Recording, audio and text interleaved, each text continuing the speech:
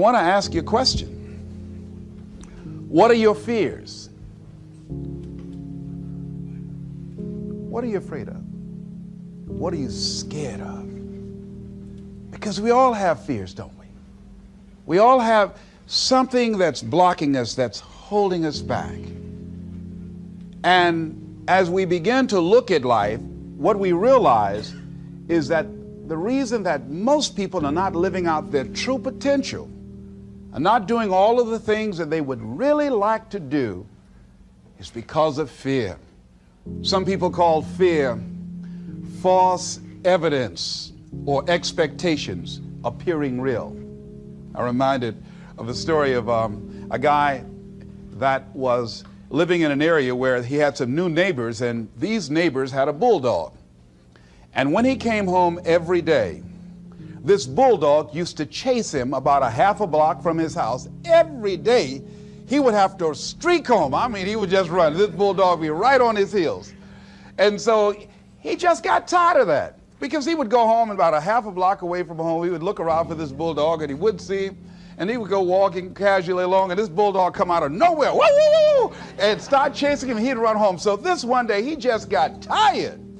And so when the bulldog was running after him, he started running. He saw a rock, and he stopped to pick it up to throw at the bulldog. And when the bulldog got up on him, he started barking. He realized the bulldog didn't have any teeth in his mouth. Then he started chasing the bulldog. If you don't get on away from it, because the most the bulldog could have done is gummy, you know. And so, you know what? Most people go through life running scared. Running scared from things that have no teeth in them, because they're false expectations appearing real. That, see, we're brilliant enough to scare ourselves to death. You realize that? There are some people actually who get a kick out of scaring themselves to death. I remember the last frightening movie I saw. It was The Exorcist. I will never forget. I was so frightened when I came home. I'll never forget. I drove in the driveway, and I had already called my former wife and said, listen, turn the lights on. I was coming in the driveway, and I was getting out of the car, and all of a sudden I couldn't get out. I started blowing my horn. I said, Madeline, they got me, they got me. She came to the kitchen and said, take your seatbelt loose, fool. I said, oh, okay. I was frightened out of my wits. But there are a lot of people who they get off on that. They love it. I'm a person, my brother is a paratrooper. My twin brother, he's in the military, career man. I would love to jump out of an airplane to parachute. I'm scared, though. I mean, I really admire my brother for that. I would really love to be macho man like that. What are the things that you fear that's been keeping you from living your dream? That's been keeping you from doing some things that you would like to do? Just think about those things. And how do we begin to handle that? Abraham Maslow said that life is about growth. And he said, you can either go back to your comfort zone, and there you won't find any growth, or you must be willing to go forward and face your fears again and again and again, because you're never going to have a fear-free existence. I mean, some fear is acceptable and legitimate. There are some things that you really should be afraid of. Now, you shouldn't allow it to immobilize you. You acknowledge it, you take it into account, and you carry yourself accordingly. There are times that we should proceed with caution. But it's the difference between being stopped by fear. It's the difference between having a fear and the fear having you. So what do? One, acknowledge it, and knowing that it's okay. Don't condemn yourself for being afraid. It's perfectly fine to have some fears. You acknowledge your fears, you embrace those fears, and then you move on. You act on whatever it is that you fear. Because once you embrace it, see, what you resist will persist. What you resist will persist. So one of the most important things is to begin to embrace your fear. The fear of bodily harm, that's legitimate. When I was a disc jockey in Columbus, Ohio, you know, I was young, about 22, 23, thought I was tough, and I was on the air, And Al Green, who was a great performer at that time and still is now singing gospel music, had a record. His first hit record was Back Up Train. So a guy came in the town and was impersonating Al Green. I happened to know Al Green because I'd already booked him. And so when I found out this guy was impersonating Al Green, I came on the air and did an editorial about him, and I exposed him. He was a rather big fellow, and so he had the word out that when I see this guy Les Brown, the disc jockey, I'm going to knock him in the mouth for having a big mouth. So I was driving down Main Street in Columbus, Ohio, had my son in the car, and I always had this little saying, hey, if anybody ever put a threat on me, I'm going to make them honor it. So I saw this guy in the street. So I pull around. I said, excuse me, I'll be right back. Got out of the car. I said, hey, man, I heard you said that you were looking for me. I'm Les Brown. He said, you are? I said, yeah. I said, what is it? I'm the one that said that you are an imposter. I said, I want to know what you're going to do about it. He opened his coat and he had a gun there. I say, but whatever I said to hurt your feelings, I want you to know it's all right.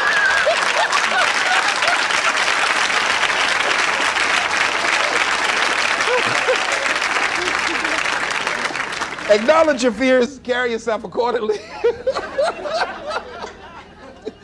and do what makes sense for you. Well, one major fear I've always had is a fear of the dentist. And this fear had me. I didn't have that fear. And what really reinforced it, you got to watch things that can feed your fear. I saw a movie that most people would not remember.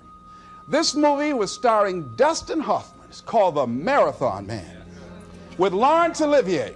When he's trying to get a confession out of him. And he took this drill out. Let me tell you something. When he went in Dustin Hoffman's mouth with that drill, I had $1 worth of popcorn. That popcorn went everywhere. Oh! Do you know I could not go to the dentist for 5 years? I had left broadcasting, went to the Ohio legislature, had an impacted wisdom tooth. Now that hurts. And I would call, and as soon as the people would answer the phone, I would hang up. That's how frightened I was. Dr. Hamler's office, boom, I'd hang up. Then I got to the point where I could just ask for an appointment. Hello? And I wouldn't give my real name. Because I knew I wasn't going to keep it. I'd give anybody's name. Joe Jiggly Jim, it didn't matter. Then pretty soon I got to the point where I could give my name. It was about 4 years after that, you know. I said, my name is Les Brown. Then I would call back and say, look here, due to my legislative agenda, I won't be able to make it. So the lady finally said on the phone, she said, you're scared, aren't you? I said, no, I'm not. She said, then why don't you come in? I said, that's none of your business. She said, you're not coming in because you're scared. I wish you just would not waste our time. And she hung up. I said, you have no right to do that to people like me, you know? So finally, to make it long and short of it, I was hurting so bad, I said, wait a minute, I've got to do something.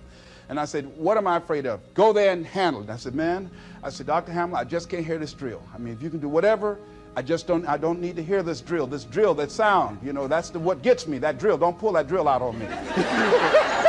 He said, just calm down, calm down. And it wasn't really bad as I thought it was. One of the things you find out that when you face your fears, it's not as bad as you think it is. And when people tell you, I just can't do it, I can't handle it, I mean, really, I can't handle it, what they're envisioning is that they're not going to be here. They're going to clock out like you're going to die. And guess what? We all had occasions when we confronted our fears, we had to do something we felt uncomfortable with, we didn't want to do it, and we did not die. They didn't come take us and put us in a box somewhere. Am I right? So what we've got to begin to do, how do we handle that? What's the process? Because it's all up in here. One, I think, is imagine the worst case scenario. I just imagine that he went in my mouth and with this drill and that I just croaked out. Then I imagine, that's the worst case scenario. Then I had another technique I used. Visualize yourself being more than able and capable of handling it. And I used to have a tremendous inferiority complex about speaking before people that I felt who had more going for them than I did. Because I'm not college trained, I used to feel that college people were the most intelligent people on the planet. And there was nothing I had to say for them.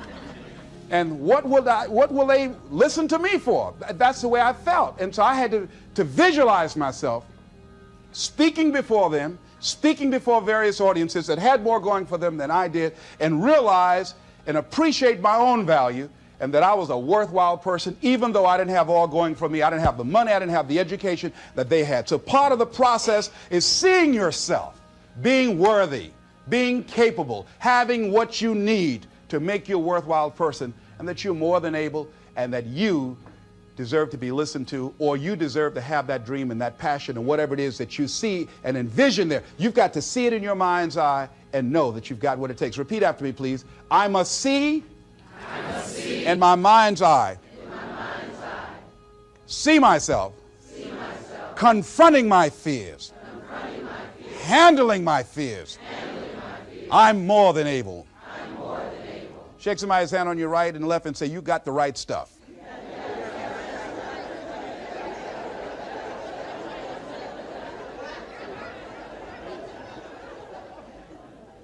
So deciding as you look at your life, as you look into the future and say, what fears am I holding on to?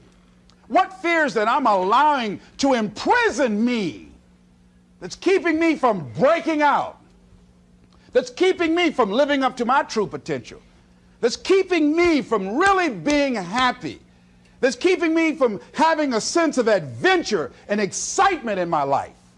What's keeping me from controlling my destiny? What fears that I'm giving that permission to? Notice what I said, that we must give our permission to fear to immobilize us. Because whatever discomfort you experience, whatever challenges or difficulty that it is, you got to handle it. Got to go up in there and wrestle with it. Will it be easy? No. Will it be challenging? Yes. A friend of mine who's going into recovery. He's been addicted to crack cocaine for years and alcohol. And he was talking about how challenging it was and why he was dreading going into cold turkey. I said, what do you want me to tell you? That it's going to be a picnic? No, it's not. It's going to kick your butt? Yes, it is. Are you going to want to die? Yes, that's a part of it. But that's just what you must go through in order to get where you want to go. And guess what? You are strong enough to do it. You're strong enough, and your life is worth whatever you have to go through to get past this addiction. Whatever you have to do. This dream you got, whatever you want to do, will it be easy to just run out there and do it? No. Will it happen overnight? No. Will it be a struggle? Yes. Will there be times when you can't make ends meet? Yes, that's a part of it. Will there be times you won't know what to do? Yes, that's a part of it. Will you have some opposition? Will things go wrong sometimes? You will have many visits from Murphy. Now, if you're saying, well, who's Murphy? Don't worry.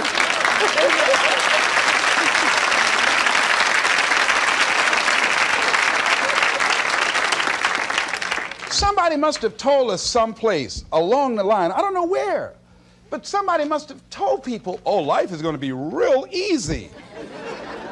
No. If they told you that, I've got a special announcement. They lied. I'll never forget, I had a special piece of legislation I wanted to get passed, and I said to a guy, I said, look here, can I count on your vote? He said, yes. And look here, if I can't count on it, let me know. There's another guy that owes me a chip, and I can call on that. And I won't need your vote, but I do need it. If you say you're going to do it, do it.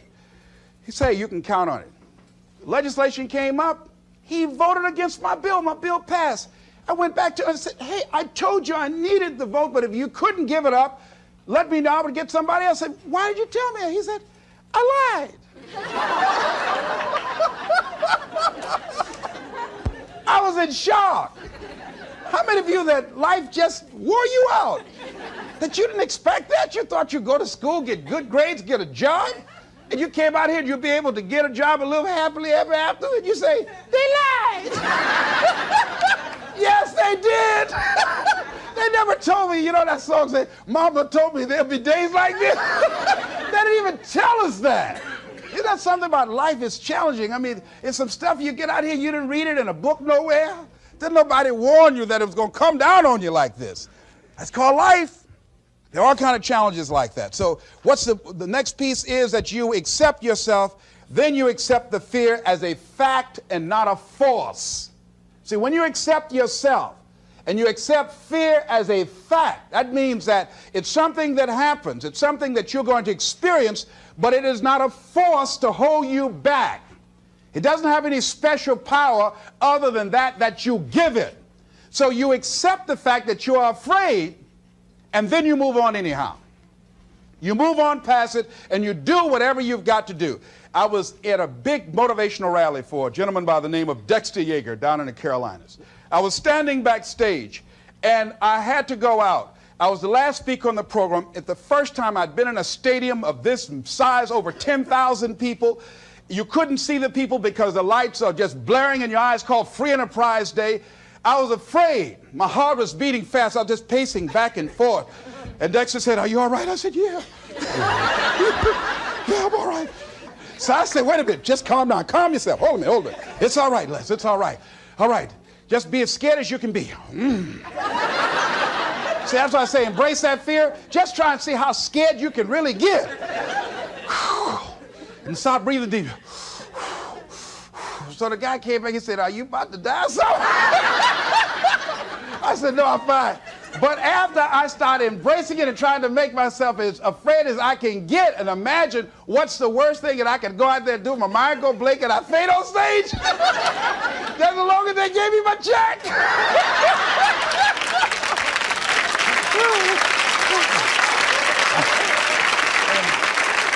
But once I started laughing at myself, I started talking to myself. I said, "You know you scared today?"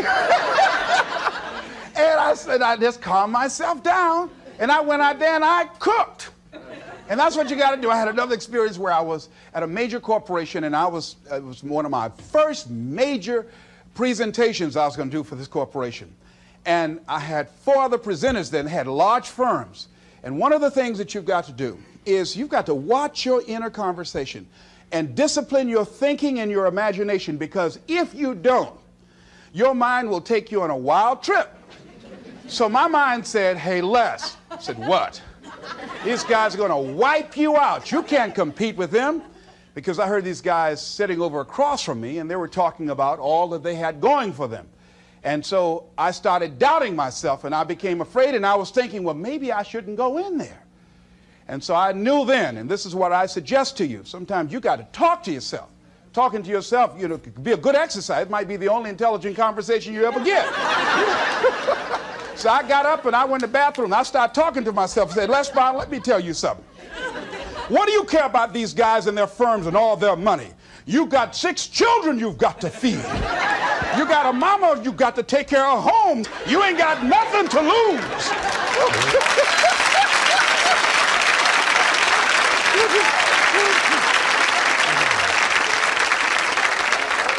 I went in that room and looked at those people. I said, "Don't you do nothing till you hear from me." And I got that contract too. You gotta do it. So when you have your lower self talking to you, telling you what you can't do, part of what you've got to do is be your own motivator. And you can't talk casually to yourself. You can't stand around and say, "Now, you must calm down now." No, that subconscious mind won't hear that. You've got to have a good conversation to yourself. Hey, and answer yourself too. Don't pay these people any attention. You answer yourself. "Hey, what you gonna do?" "I'm going there and get off." "All right, very good. Go in there and take care of business." You've got to talk to yourself, and you build yourself up, and you'll feel your energy level coming up, and people will feel that around you. See, now, if you go through life being afraid, people can sense that. They can pick up that fear. So that's why you've got to stand up inside yourself. I'm reminded of the little boy that was on a bus, and some bigger fellows were picking at him, And so he wanted to move from by them. They were thumping him on the head. And so he stood up just to get from by them, and they would push him back down. And he would stand up again. They push him back down. And he stood up again. They pushed him down, held him down. He said, "You might hold me down, but I'm standing up inside myself." And that's what you got to do in life. See, when you are not filling your life with the things that you are capable of doing, See, we all have some stuff that we've been given. And I don't think that it's optional for us to sit on what we have. See, if you're sitting on what you have, what you've been given, and I think everybody's been given something to bring to the planet, that only you can do that, only you can perform that, only you can initiate that activity. And if you don't do that, if you're not filling in your life with your life work or your mission, then there are gaps in your life. And what we do when we're not living out our true identity, we begin to fill the gaps. We fill the holes with garbage, alcohol, drugs, worry, self-destructive behavior. So when you begin to look at your life and you know that you're not doing what you can do because you have allowed yourself to be held captive by your fears. Now, when you don't have a true appreciation and acceptance for who you are, and you allow yourself to be immobilized by fear, what happens in the process is that you begin to abuse yourself. You begin to sabotage your life, you begin to sabotage your dreams, you begin to unconsciously work against yourself. You become your own worst enemy. So what do you do about that? Well, you begin to realize that your dream and your gifts have so much meaning and so much value for you till your hunger for them will begin to push you past the fear. Your hunger to have them will give you a special drive. As you work on yourself, as you begin to acknowledge your true identity, the true power that you have, the true capacity you have to bring about change, the miracle working power that you have within yourself to do the things that you want to do. When you take them on, I'm reminded of a man who, this gentleman was doing a special study of a special tribe in Africa, headhunters. And he had difficulty in developing a relationship with these tribesmen because of the fact that he had fear. He had fear they were going to take his head. I tell you, all fears aren't bad. That was a legitimate fear. That was a good fear to give you a headache.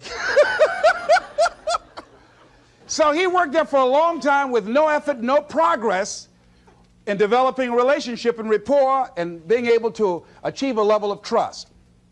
So finally one night while he was in bed, he was thinking about it. I said, what is it that you came here to do? What is your life work as a missionary? He said, I wanted to study these tribesmen. I said, what's the worst thing that they can do to you? Kill you. And he just decided, hey, this is what I came here to do. I know that there's some risk involved, and I'm going to do it, come what may. He said, I'm not going to be afraid anymore. He went back the next day, and he started doing the work and trying to talk to and interview many of the members of this tribe. And they began to respond to him. They threw out the welcome mat to him. And years later, when people came to see what his progress was, they asked him, how were you able to do this? How did you convert the relationship from being hostile to that of being positive? And he said something I think has value for all of us. He said, when life can no longer threaten you with death, he said, what else is there? What else is there? And the majority of the fears that we have are not life or death fears.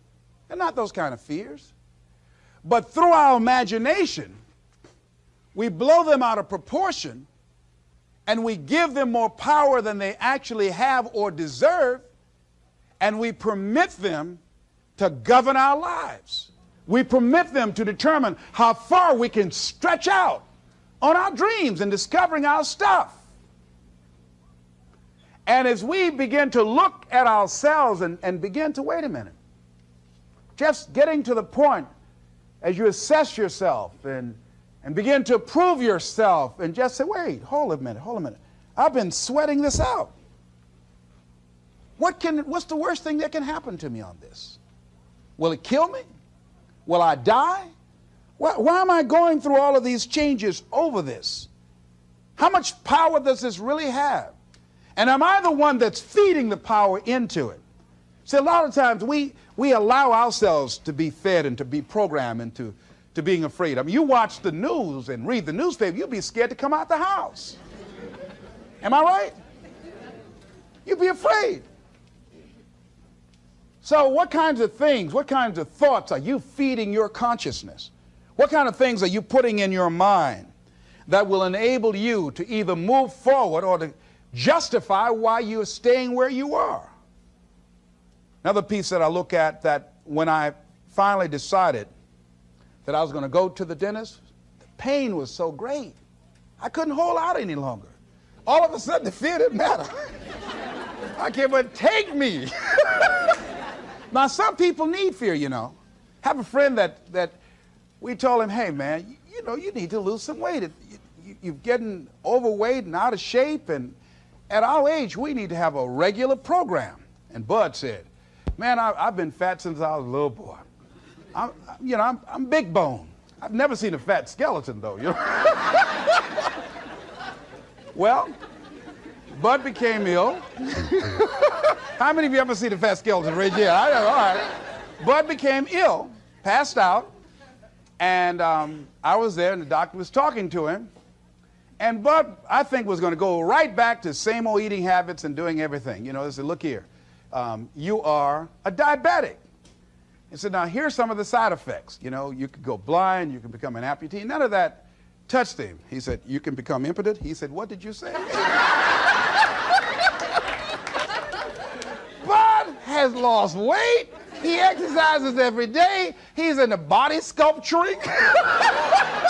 48 years young. He looks great. I can't believe it. But just that one statement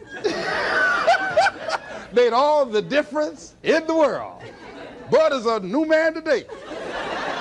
So what is it that has to happen to you? Some people don't take corrective measures to improve their health until they get a pronouncement that they're about to die. Then they'll start, okay, all right, I'm ready to do whatever you want me to do. But they won't do that. They can see people drop it off like flies around them. Well, that's them. You got to go from something. We go through life really blocking ourselves constantly. And fear is one of the greatest instruments that we could use to stifle our true potential. When you begin to look at your life, you can decide to use fear as a blocker, or you can decide to use it as building blocks. That you decide, hey, look here, I'm going to move in this direction. I'm not going to allow anything to stop me from doing what I want to do. Shake somebody's hand on your right and left and say, I'm unstoppable.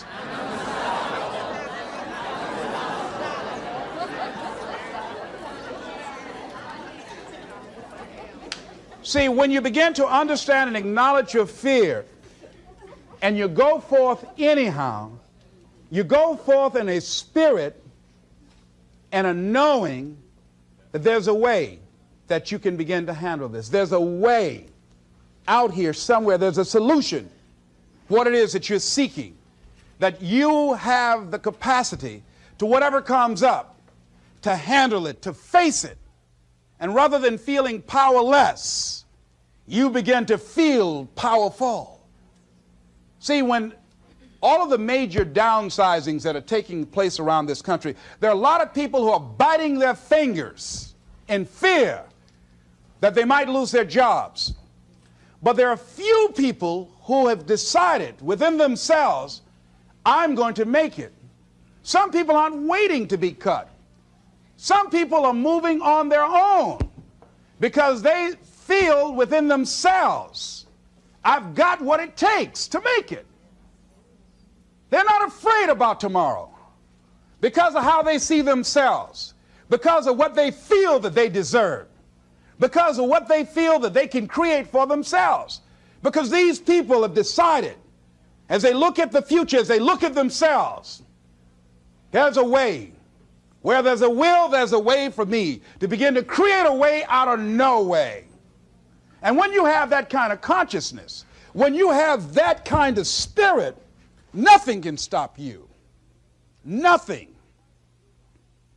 What would your life be like as you look toward the future if you decided, I'm not going to allow my fears to stop me? What would your life be like? What would would your future be like if you decided to want that which you desire so strongly that it prepares you past your fears, that you experience the fear, as the one book says, feel the fear and do it anyway? What would your life be like? And I'm saying to you that all of us who have been entombed by fear have the capacity to resurrect ourselves and to resurrect our dreams. All of us have the capacity to do that.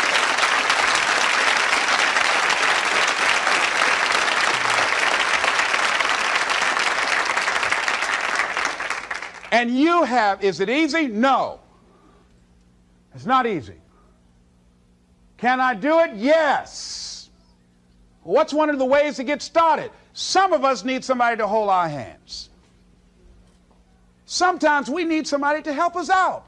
Be willing to say, I don't know. Be willing to reach out. Be willing to get some assistance to take you to the next level. What great athlete. You never expect boxers to make profound statements. I think it was Joe Frazier who said this one. He says, all of us are like the blind man at some point in our lives standing on the corner waiting for somebody to lead us across.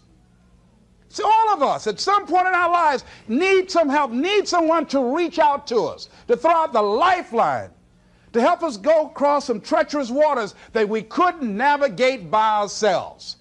None of us do it by ourselves. All of us at some point of our lives. We need that kind of help. We need that kind of assistance because we grow from the people we have in our lives that can enrich our lives personally, professionally, spiritually, and all the dimensions of our lives. We don't grow in a vacuum. So as you look at yourself, what are the fears you have that maybe you need some help in strengthening yourself in that area? As you assess your strengths and your weaknesses, as you begin to approve yourself and your passions and your dreams and your goals and the things that you want, if you decide to experience all of your true potential, as you decide to manifest all of your greatness, as you decide, wait a minute, what else is available to me out here if I decided to experience the fear of rejection, the fear of no, the fear of failure, the fear of standing by myself? What else is available? Of taking a chance, a fear of losing it all. What else is available to me that will bring some extra meaning and value? The fear of people not liking me. You know how many people do things they don't want to do because they want everybody to like them? Everybody's not going to like you. Excuse me, special announcement. Everybody's not going to like you.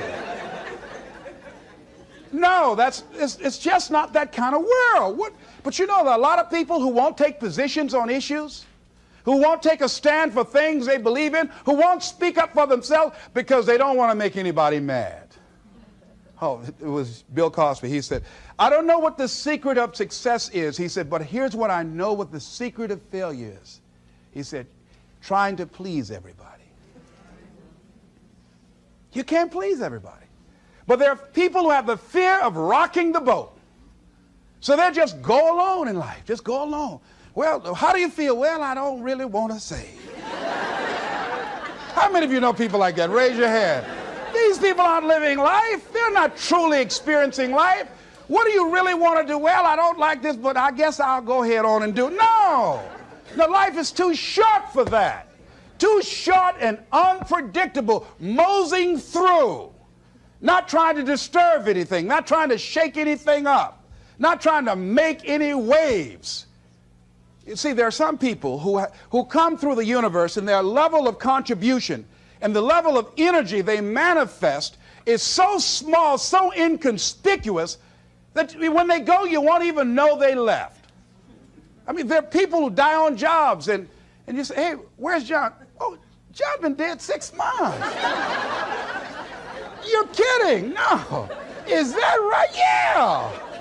I didn't know. Why didn't somebody say, well, I guess we didn't miss him.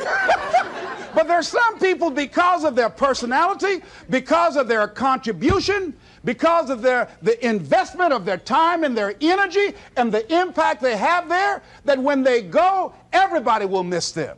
See, when Mother Teresa checks out, everybody will know. When Rosa Parks, Everybody will know. Nelson Mandela, everybody will know. Why? Because of their contribution. See, but there's some people, because their contribution is so small, no one will care. So I'm saying, before you are boxed and buried, decide that you're going to box and bury your fears.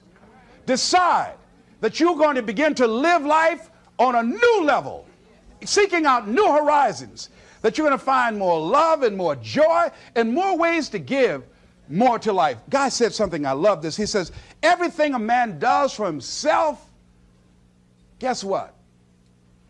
He takes with him. But everything he does for others, he leaves behind. So when you begin to say, what is it that I want to leave? What contribution that I want to begin to make? What difference do I want to make in life? What is it that I want to do with the rest of the life that I have left? What chances I need to take? What risks do I need to begin to embrace? What fears do I need to step on? What areas of my life am I dead right now? What dreams? You can either live your dreams or live your fears. You have got to get to a point where you say, I'm sick and tired of living like this. There's got to be more. That's when people go out and strike out on their dreams. That's when people get out of relationships where they're dying together rather than growing together. That's where they leave jobs. So where are you going? Away from here? I don't know.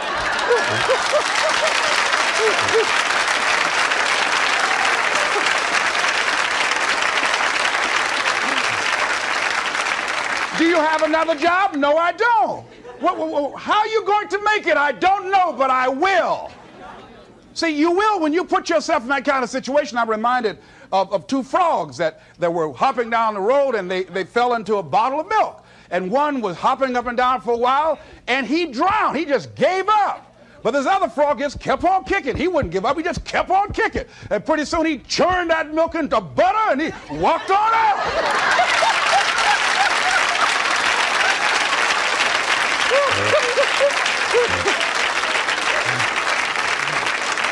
So I'm saying, when life catches you by the neck and blind slap you, whap and knock you down, I said, just keep on kicking, you know. And you can kick on out of those circumstances, whatever they are, not be intimidated by them. Repeat after me, please. I'm going to keep on kicking. I'm going to conquer my fears. I'm never going to give up. Keep shake somebody's hand on your right and left and say, keep on, keep it on. Keep on, keep it on.